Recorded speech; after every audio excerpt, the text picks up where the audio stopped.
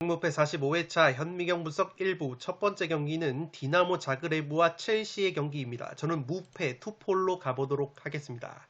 앞서 말씀을 드린 것처럼 통계적인 부분은 화면을 멈추셔서 구독자 여러분들이 확인을 부탁드리도록 하겠습니다. 시간 관계상 오늘은 살롱 코멘트를 빠르게 짚고 넘어가는 방식으로 현미경 분석을 진행을 하도록 하겠습니다.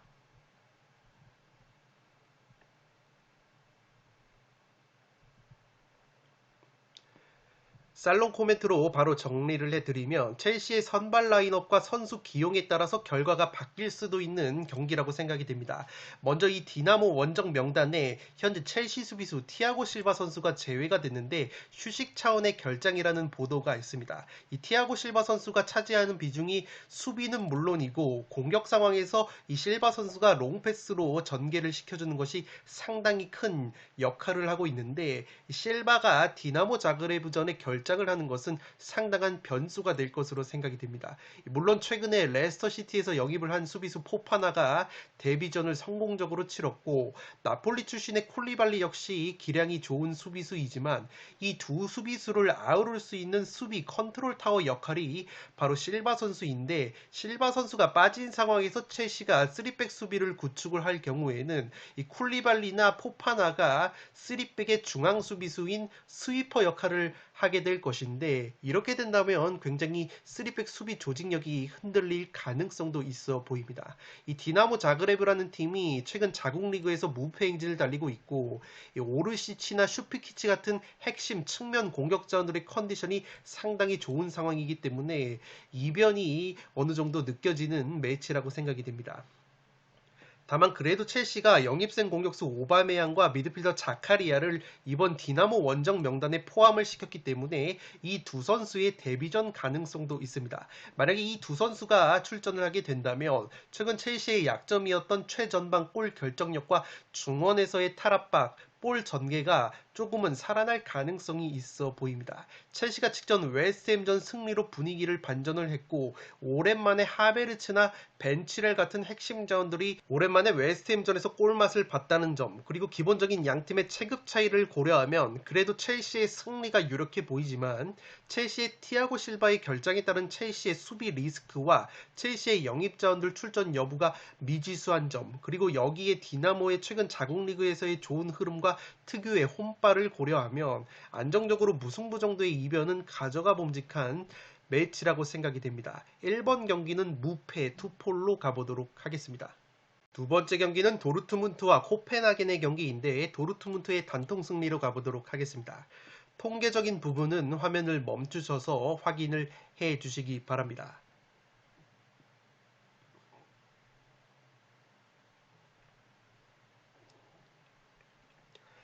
살롱 코멘트로 바로 정리를 해드리면 코펜하겐의 자국 리그에서의 최근 경기력을 고려하면 도르트문트 원정을 떠나서 이변을 연출하기에는 힘들지 않나 싶습니다. 코펜하겐이 자국 리그에서 8경기 4승 4패의 들쑥날쑥한 경기력을 최근에 보여주고 있고 무엇보다 무실점 경기가 8경기 중에서 딱 2경기였을 정도로 수비력이 상당히 불안한 모습이 있습니다. 또한 코펜하겐의 핵심 공격형 미드필더였던 펩 비엘이라는 선수가 시즌 도중에 올림피아코스로 이적이 되면서 이선에서의 공격력까지 조금은 떨어져 있는 코펜하겐이라고 보시면 되겠습니다.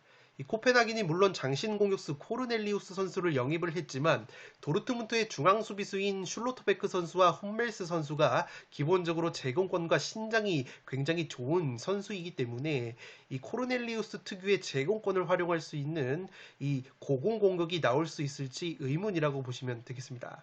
최근에 코펜하겐의 경기 하이라이트를 제가 찾아봤는데 패했던 경기를 보면 측면에서 크로스를 허용하면서 실점 위기를 맞는 장면이 많았습니다. 이 도르트문트의 경우에는 최근에 쾰른에서 공격수 모데스테 선수를 영입을 했는데 이 선수가 지난 시즌 쾰른에서 뚝배기 헤딩으로만 상당히 많은 골을 넣었던 선수이기 때문에 도르트문트가 측면에서 양질의 크로스만 올라갈 수 있다면 이 모데스테 선수의 뚝배기로 충분히 결정력을 발휘할 수 있는 코펜하겐전이 될 것으로 생각이 됩니다. 다만 최근 도르트문트가 분데스리가에서 2연승을 모두 1대0 조금은 꾸역승으로 거뒀다는 점과 기본적으로 도르트문트가 단순히 측면에서 크로스를 그렇게 많이 시도하는 팀은 아니라는 점에서 이 모데스테 선수의 뚝배기 장점을 살리는데 애로사항이 될 수 있는 변수는 있어 보입니다.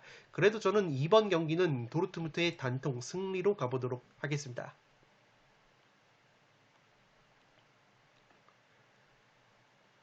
3번 경기는 짤츠부르크와 AC 밀란의 경기인데 무패 투폴로 가면서 이변까지 조금은 노려보도록 하겠습니다. 통계적인 부분은 화면을 멈추셔서 확인을 해 주시기 바랍니다.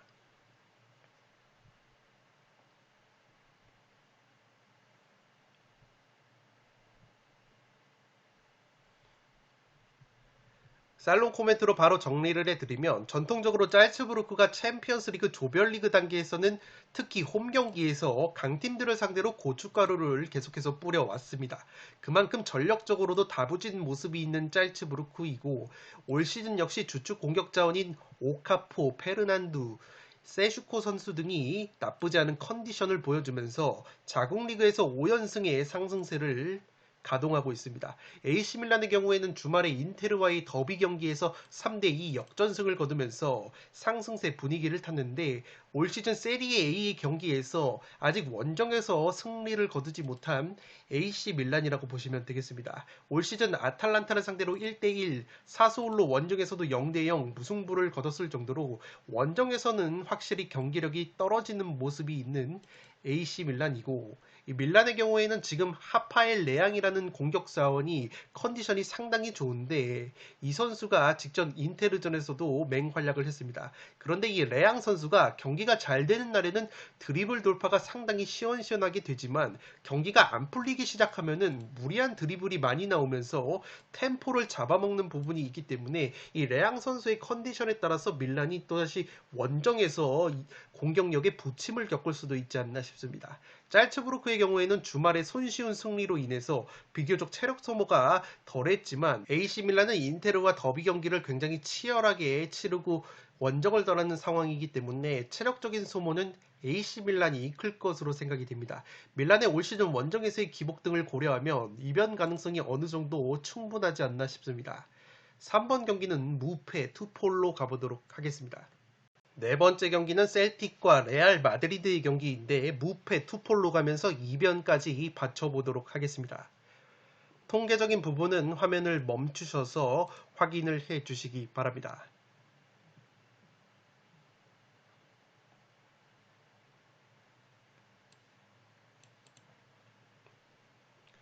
살롱 코멘트로 바로 정리를 해드리면 이 경기는 당연히 레알 마드리드의 승리 가능성이 높고 투표율도 몰리고 있는데 개인적으로는 셀틱 쪽 배당이 상당히 낮게 책정이 된 것이 꺼림칙하다고 보시면 되겠습니다. 현재 배트맨 기준으로 5대 3.9, 1.47의 배당이 주어졌는데 이 정도 배당이면 현재 배당적으로 봤을 때 1번 경기 디나모와 첼시의 경기가 6.2, 4.10, 1.37인데 이 경기보다도 이변 가능성이 더 높다고 보는 시각이기 때문에 상당히 셀틱 쪽 배당이 수상하다고 보시면 되겠습니다. 따라서 이 경기 리스크를 짚어보자면 우선 레알 마드리드가 자국 라리가에서 4연승으로 순항을 하고 있지만 4경기에서 경기당 1실점씩 꾸준하게 실점을 하고 있습니다. 따라서 아직 무실점 경기가 없는 레알이기 때문에 수비적으로는 100% 견고한 모습을 보이지 못하고 있다고 보시면 되겠습니다. 반면에 셀틱은 주말에 레인저스와의 라이벌 경기인 올드펌 더비에서 무려 4대0 대승을 거두고 5연승의 상승세를 이어가게 됐습니다. 따라서 이 올드펌 더비 대승에 따른 상승세와 셀틱 특유의 홈발 그리고 홈팬들의 특유의 열렬한 응원까지 고려를 한다면 상당히 레알이 고전할 수 있는 환경이라고 보시면 되겠습니다. 셀틱의 공격 자원인 아바다, 조타, 후루아시 같은 선수들의 컨디션이 굉장히 좋은 부분도 최근 라리가에서 꾸준하게 실점을 하고 있는 레알의 수비진으로서는 상당히 부담스러운 부분이라고 보시면 되겠습니다. 기본적으로 체급 차이가 큰 매치업이지만 그것에 비해서 셀틱 사이드 배당이 너무 낮게 책정이 된 점, 또한 직전 셀틱이 올드펌 더비에서 대승을 거둔 상승세를 고려한다면 최소 무승부 정도의 이변은 노려봄직한 매치라고 생각이 됩니다. 다만 셀틱이 초반부터 거칠게 신을 대다가 레알 마드리드의 비니시우스, 벤제마 등을 활용한 퀄리티 있는 역습 한 방에 무너지는 그림도 그려지기 때문에 기본적으로 레알 마드리드의 승리를 추천드리면서 여유가 되신다면 무승부 정도까지 이변을 노려보시기 바랍니다.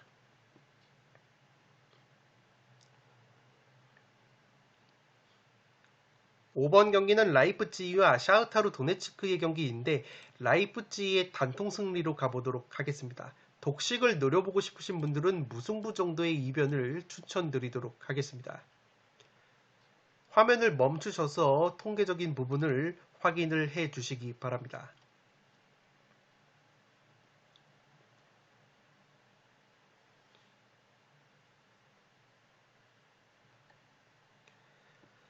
살롱 코멘트로 바로 정리를 해드리면 이번 회차 무난한 정배를 받은 팀들 중에 가장 경기력적으로 불안한 팀 중에 하나가 바로 라이프치히라고 보시면 되겠습니다. 프랑크푸르트 원정에서 0대4로 대패를 당한 라이프치히이고 최근에 분데스리가 5경기에서 1승 2무 2패 단 1승밖에 거두지 못한 라이프치히라고 보시면 되겠습니다. 이 라이프치히가 문제인 것이 최근에 공격 전개 과정, 빌드업 과정에서 중앙을 거치지 않고 계속 측면과 횡패스만 남발하는 이른바 U자 모양의 빌드업이 전개가 되는 문제점이 있는 것이 가장 큰 원인이라고 보시면 되겠습니다. 다만 도네츠크 같은 경우에도 특유의 도깨비 면모가 조금은 무뎌진 것이 우선 공격적인 전술을 구사를 했었던 데제르비 감독이 팀을 떠났고 샤흐타르의 공격 주축자원이었던 솔로몬, 페르난두, 테테 같은 선수들이 모두 이적이 되면서 전체적으로 화력이 줄어든 샤흐타르 도네츠크라고 보시면 되겠습니다. 실제 자국 우크라이나 리그에서 리그 3경기에서 득점이 2골밖에 없는 샤흐타르이고 직전 리그 최하위 팀과의 경기에서도 1대0 꾸역승 신승을 거둔 샤흐타르이기 때문에 확실히 공격력이 지난 시즌만큼 나오지 않고 있다고 보시면 되겠습니다. 직전 리그 경기에서 퇴장자까지 발생을 했던 샤흐타르이기 때문에 체력적인 누수가 있는 샤흐타르라고 보시면 되겠고 다만 라이프치히가 올 시즌 공격수 은쿤쿠 선수를 제외하면 나머지 공격수들의 골 감각이 떨어져 있고 팀의 전체적인 오픈 플레이 기대 득점보다 실제 적은 득점을 하고 있기 때문에 골 결정력에 전반적으로 문제가 있다고 보시면 되겠습니다. 샤흐타르가 현재 공격력은 떨어지지만 자국 리그 3경기에서 실점은 0골로 수비력이 살아있는 상황입니다. 기본적으로 리그 간 체급 차이가 있고 샤흐타르 주요 공격 자원들의 이적과 데제르비 감독이 팀을 떠난 것을 고려하면 라이프치히의 승리가 가능성이 높지만 최근 라이프치히의 떨어지는 경기력과 골 결정력, 샤흐타르의 탄탄한 수비가 맞물리면 이 무승부 정도의 이변은 노려볼 수 있는 매치라고 생각이 됩니다. 5번 경기는 라이프치히의 단통 승리로 가는데 독식을 노려보고 싶은 분들은 무승부까지 추천을 드리도록 하겠습니다. 6번 경기는 세비야와 맨시티의 경기인데 세비야의 단통 패배로 가보도록 하겠습니다. 통계적인 부분은 화면을 멈추셔서 확인을 해 주시기 바랍니다.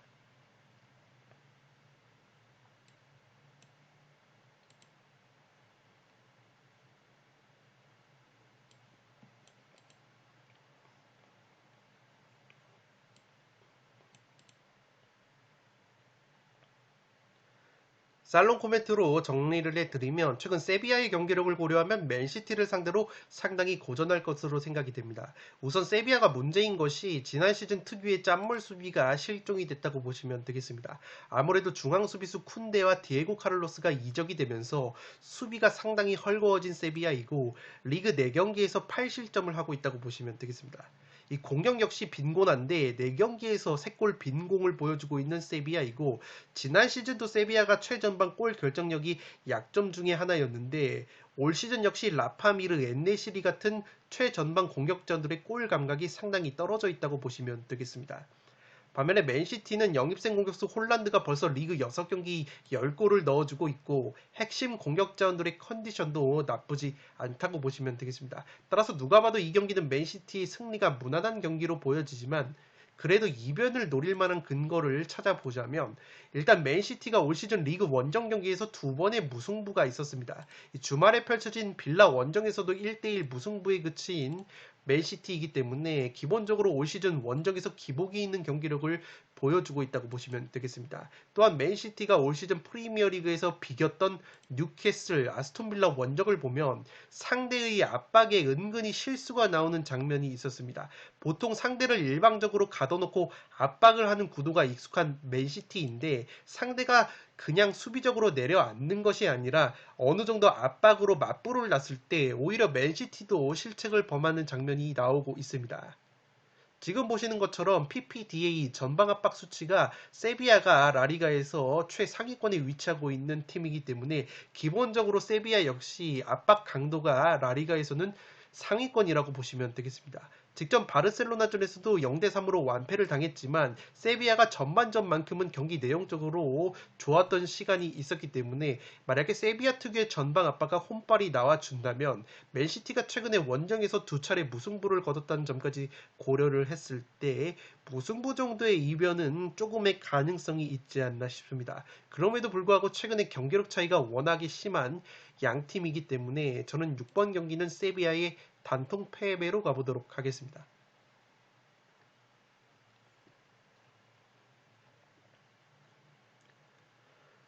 7번 경기는 PSG와 유벤투스의 경기인데 PSG의 단통 승리로 가보도록 하겠습니다. 통계적인 부분은 화면을 멈추셔서 확인을 해 주시기 바랍니다.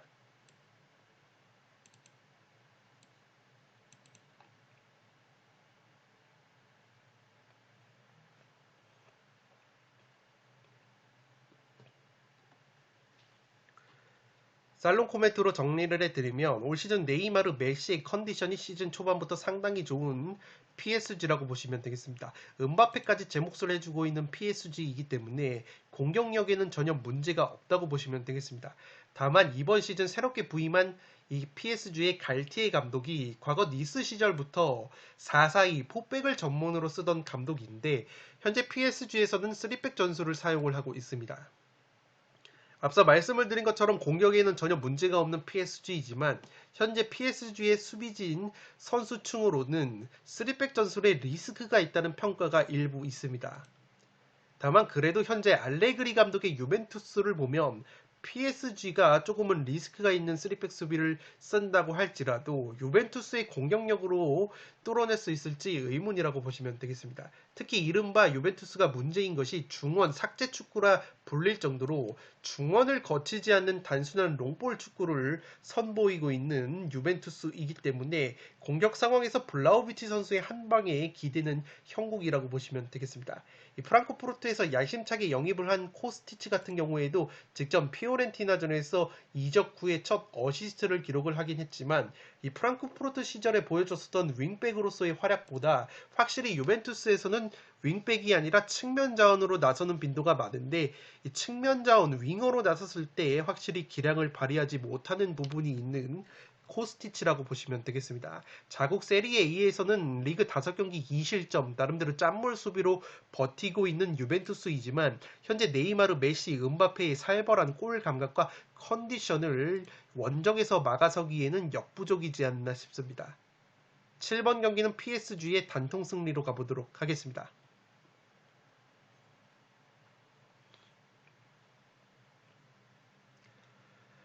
8번 경기는 아약스와 레인저스의 경기인데 아약스의 단통 승리로 가보도록 하겠습니다. 독식을 노려보실 분들은 무승부 정도의 이변을 추천드리도록 하겠습니다. 통계적인 부분은 화면을 멈추셔서 확인을 해 주시기 바랍니다.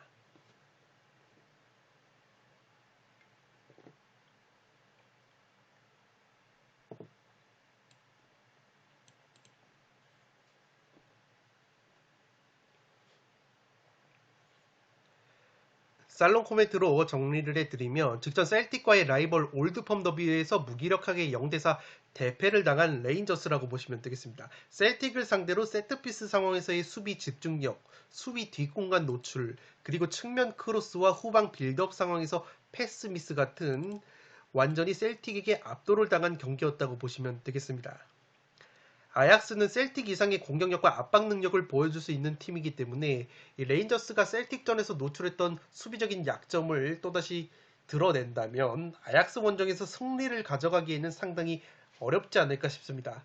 아약스의 경우에는 올 시즌 핵심 자원들이 대거 이적을 하면서 전력이 약화가 된 부분이 있지만 해당 자리에 그래도 꾸준하게 영입을 하면서 전력 보강이 이루어졌다고 보시면 되겠습니다. 최전방 공격수 알레가 도르트문트로 이적이 됐지만 최전방에서 최근에 브로비 선수가 제 몫을 해주고 있고 측면에 안토니가 맨유로 이적이 됐지만 토트넘 출신의 베르바인이 현재 네덜란드 리그 득점 공동 선두를 달릴 정도로 골 감각이 상당히 좋다고 보시면 되겠습니다. 다만 현재 아약스의 투표율이 지나치게 높은 부분이 있고 레인저스가 챔피언스리그 본선에 올라오는 과정에서 다름 아닌 아약스와 네덜란드 리그에서 라이벌 구도를 형성하고 있는 PSV를 상대로 레인저스가 1승 1무 그것도 원정에서 승리를 거뒀던 경험이 있기 때문에 이 아약스의 경우에는 시즌 개막 전에 PSV와 슈퍼컵 경기에서 3대5로 패한 바가 있기 때문에 PSV를 상대로도 1승 1무를 거뒀던 레인저스가 전력이 조금 약화가 된 아약스 원정에서도 무승부 정도의 이변은 충분히 노려볼 수 있는 매치라고 생각이 되기 때문에 8번 경기는 아약스의 단통 승리로 가면서 독식픽으로 무승부까지 추천을 드리도록 하겠습니다. 9번 경기는 프랑크푸르트와 스포르팅의 경기인데 프랑크푸르트의 단통 승리로 가보도록 하겠습니다. 통계적인 부분은 화면을 멈추셔서 확인을 해 주시기 바랍니다.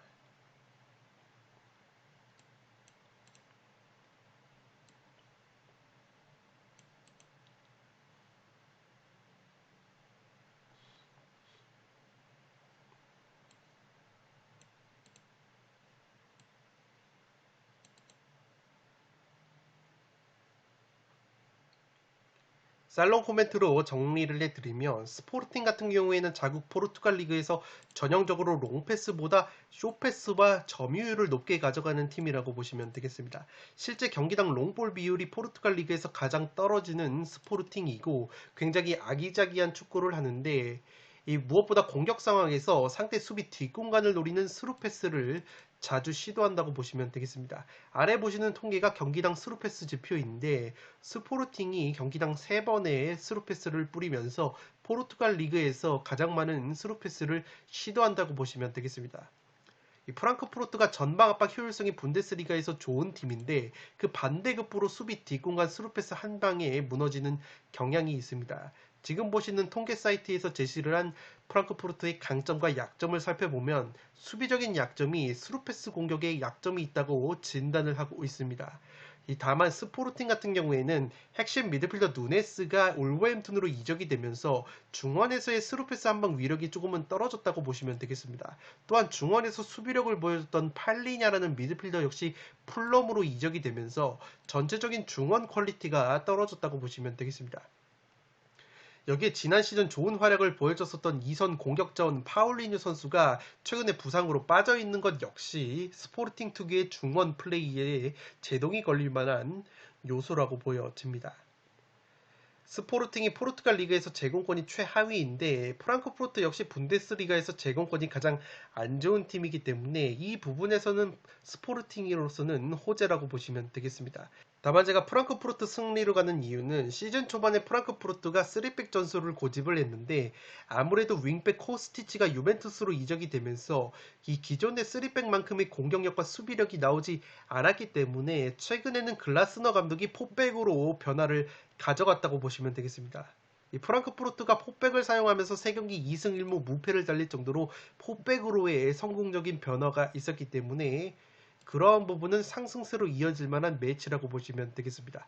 여기에 낭트 출신의 프랑크푸르트의 공격수 무하니 선수가 좋은 모습을 보여주고 있고 이 프랑크푸르트의 에이스라고 볼 수 있는 일본의 카마다 다이치 선수 역시 좋은 골 감각을 보여주고 있기 때문에 이 경기력적으로 봤을 때 중원에서의 누수가 심한 스포르팅을 상대로 프랑크푸르트가 신승은 거둘 수 있는 매치라고 보시면 되겠습니다.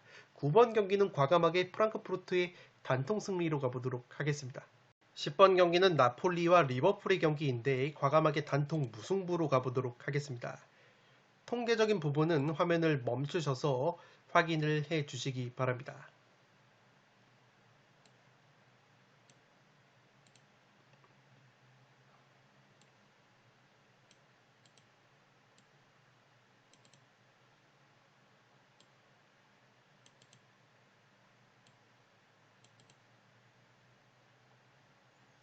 살롱 코멘트로 정리를 해드리면 리버풀의 고질적인 수비 약점이 높은 압박 라인에 따른 수비 뒷공간 역습이라고 보시면 되겠습니다. 올 시즌 프리미어리그에서 실제 역습 실점이 2골로 가장 많은 것이 리버풀이기 때문에 기본적으로 역습에 강한 팀들에게 상당히 고전하는 리버풀이라고 보시면 되겠습니다. 다만 나폴리의 경우에는 자국 세리에 A를 기준으로 빠른 역습을 추구하는 팀은 아니고 이 수치적으로 패스를 통한 점유 느린 템포의 경기 운영을 펼친다고 보시면 되겠습니다.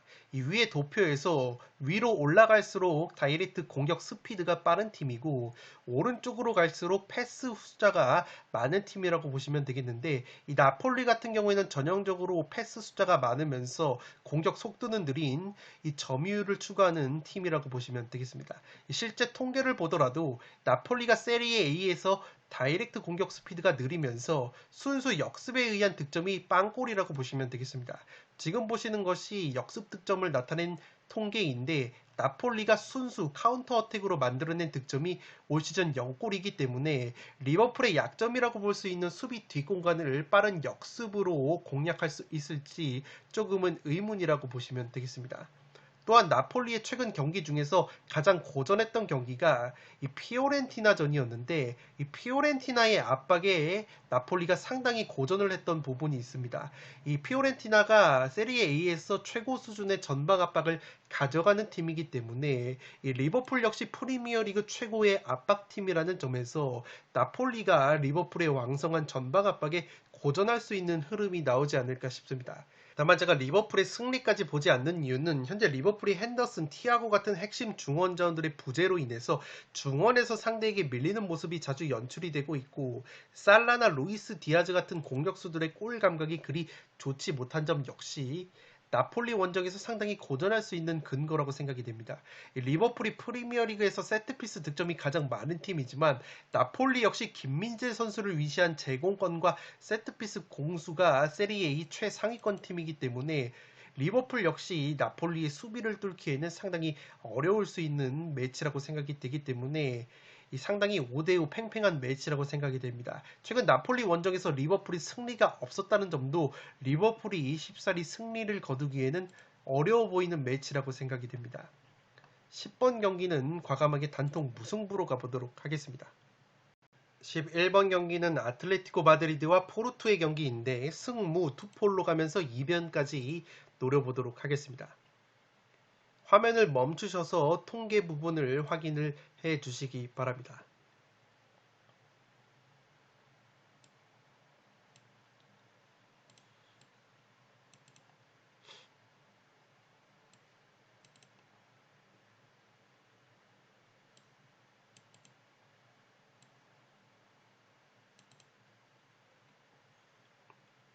살롱 코멘트로 바로 정리를 해드리면 양팀 모두 서로를 공략할 수 있는 무기가 있다고 보시면 되겠습니다.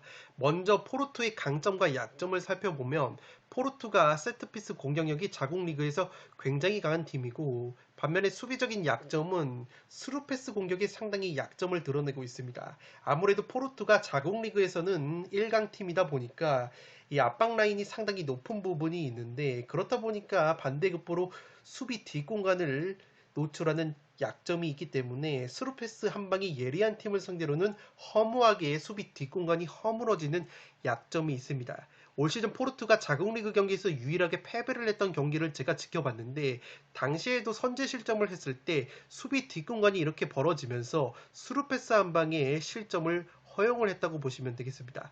이 아틀레티코 마드리드의 경우에는 라리가에서 전방 압박 지표인 PPDA가 가장 높은 팀으로 이 높을수록 전방 압박 강도가 떨어진다고 보기 때문에 전방 압박을 그렇게까지 빡세게 가져가는 팀이 아니라고 보시면 되겠습니다. 오히려 한 골을 넣고 수비 라인을 내린 다음에 한 골을 지키는 운영이 강한 아틀레티코이고 특히 호전적인 팀을 상대로는 수비 뒷공간을 노리는 스루패스가 상당히 강점이라고 보시면 되겠습니다.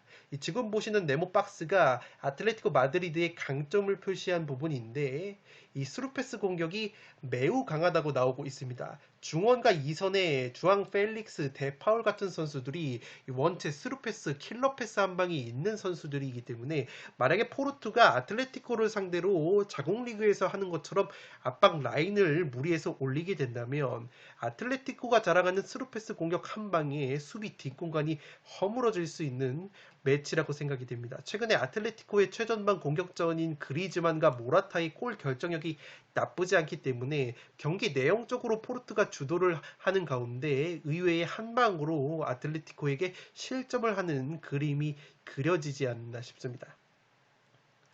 반대로 아틀레티코의 약점은 세트피스 수비가 하나의 약점으로 표시가 되고 있는데 앞서 말씀을 드린 것처럼 포르투가 자국리그에서 세트피스 득점이 3골로 기본적으로 세트피스 제공권이 상당히 좋다고 보시면 되겠습니다.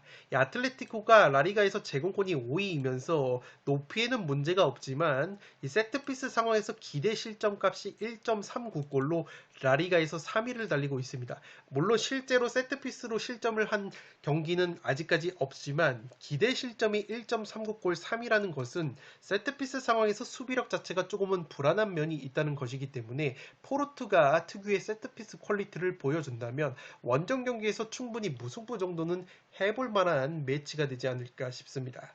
11번 경기는 승무 투폴로 가보도록 하겠습니다.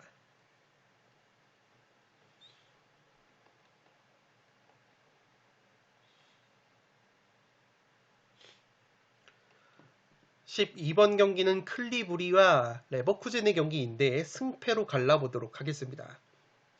통계적인 부분은 화면을 멈추셔서 확인을 해 주시기 바랍니다.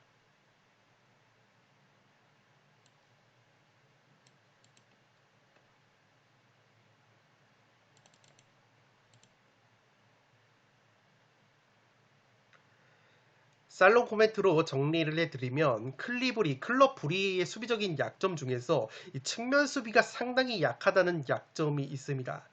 클럽 부리가 자국 리그에서 최근에 비기거나 패했던 경기들을 보면 상대에게 측면을 공략당한 이후에 크로스에 의한 실점이 원인이 됐다고 보시면 되겠는데 이 레버쿠젠이 측면 공격이 상당히 강점이 있다고 보시면 되겠습니다. 특히 레버쿠젠의 오른쪽 측면을 담당하고 있는 디아비와 프림퐁 선수가 최근에 좋은 컨디션을 보여주고 있는데 이 두 선수가 특히 드리블 돌파에 일가견이 있다고 보시면 되겠습니다.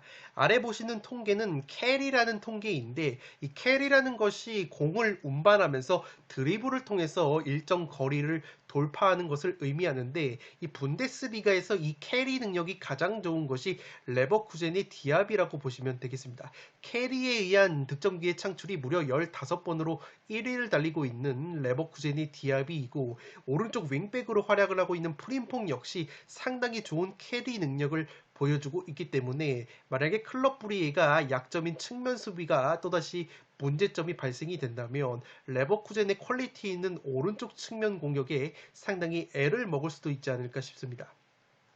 여기에서 첼시에서 최근에 임대 영입을 한 허드슨 오도이라는 측면 자원이 왼쪽에 포진을 하면서 직전 프라이부르크전에서 어시스트까지 기록을 했기 때문에 상대적으로 오른쪽에 편중이 됐었던 레버쿠젠의 측면 공격이 왼쪽으로도 분산이 될 가능성이 있기 때문에 클럽 브리에가 상당히 측면 수비가 관건이라고 보시면 되겠습니다.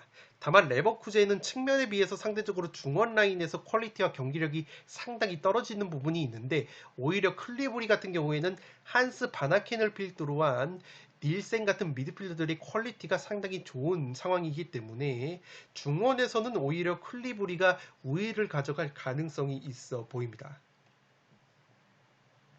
여기 클리브리 역시 새롭게 영입을 한 장신 공격수 야렘축구 선수가 직전 데뷔전 데뷔골을 신고를 했고 바르셀로나 출신의 주트글라 역시 맹활약을 하고 있기 때문에 클리브리도 특유의 혼발과 중원에서의 우위를 앞세운다면 최근에 수비력이 상당히 흔들리고 있는 레버쿠젠을 상대로 승리까지 노려볼 수 있는 매치라고 생각이 됩니다. 레버쿠젠이 자국 분데스리가에서 5경기 실점이 무려 9실점이나 되고 있기 때문에 굉장히 빠꾸 없는 경기를 한다는 점에서 무승부보다는 승패가 갈리는 흐름이 나오지 않을까 싶습니다. 12번 경기는 승패 투폴로 가보도록 하겠습니다. 13번 경기는 인테르와 바이에른 미넨의 경기인데 무패 투폴로 가면서 2변까지 노려보도록 하겠습니다.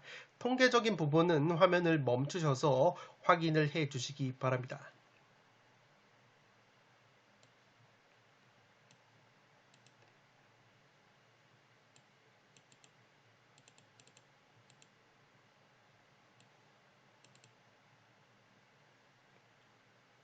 살롱 코멘트로 바로 정리를 해드리면 최근에 바이에른 뮌헨이 분데스리가에서 2연속 무승부에 그쳤는데 모두 한 골씩밖에 득점을 하지 못했다고 보시면 되겠습니다. 메넨글라트바흐를 상대로 무려 슈팅을 34개를 때렸는데 기대 득점값이 4.45골이었는데 실제 득점은 한 골밖에 못했고 직전 우니온 베를린 원정에서도 슈팅을 무려 21개나 때렸음에도 불구하고 기대 득점인 2.27골에 비해서 실제 득점은 한 골밖에 하지 못했기 때문에 바이에른 뮌헨이 서서히 골 결정력에 어려움을 겪고 있다는 통계라고 보시면 되겠습니다. 이 레반도프스키 선수의 이적에 따른 최전방 골 결정력 리스크가 수면 위로 올라오고 있다고 보시면 되겠는데 시즌 초반에 리버풀에서 이적을 한 공격수 사디오 마네 선수 역시 최근에 2경기 무득점 침체에 빠지면서 점점 레반도프스키 선수의 공백이 느껴지고 있다고 보시면 되겠습니다. 이 미넨 같은 경우에는 레반도프스키 선수가 떠난 이후에 최전방에서 묵직하게 피지컬로 버티고 연계가 가능한 유형의 공격수가 조금은 부족한 상황이라고 보시면 되겠습니다. 인테르 같은 경우에는 3백 수비 바스토니, 더브라이, 슈크리니아르의 피지컬이 상당히 좋은 부분이 있고 직전 우니온 베를린전에서도 바이에른 뮌헨이 고전을 했던 것이 우니온 베를린의 밀집 수비에 고전을 했는데 우니온 베를린에는 이탈리아 세리에 삼프도리아 출신의 토르스비라는 수비형 미드필더가 있었다고 보시면 되겠습니다. 이 토르스비가 과거의 세리에 A에서 왕성한 활동량으로 정평이 나 있었던 선수인데 이 선수가 우니온 베를린으로 이적이 됐고 우니온에서 바이에른 뮌헨을 상대를 했을 때 특유의 왕성한 활동량으로 수비적인 공헌을 했다고 보시면 되겠습니다. 특히 측면 공격을 봉쇄함에 있어서 이 토르스비 선수가 측면을 많이 커버를 해주면서 바이에른 뮌헨 특유의 측면 공격을 봉쇄를 했다고 보시면 되겠는데 인테르에도 이 토르스비의 역할을 할 수 있는 것이 바로 브로조비치라는 미드필더가 있습니다. 이 브로조비치라는 선수가 현재 세리에 A에서 활동량 6위를 달릴 정도로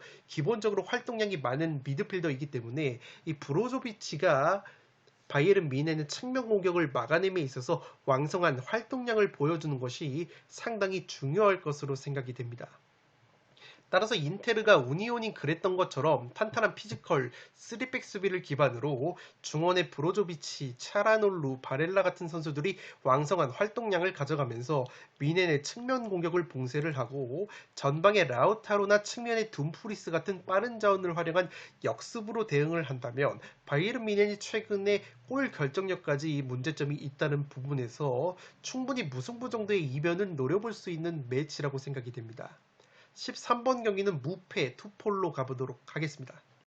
마지막 경기는 토트넘과 마르세유의 경기인데 토트넘의 단통 승리로 가보도록 하겠습니다. 통계적인 부분은 화면을 멈추셔서 확인을 해 주시기 바랍니다.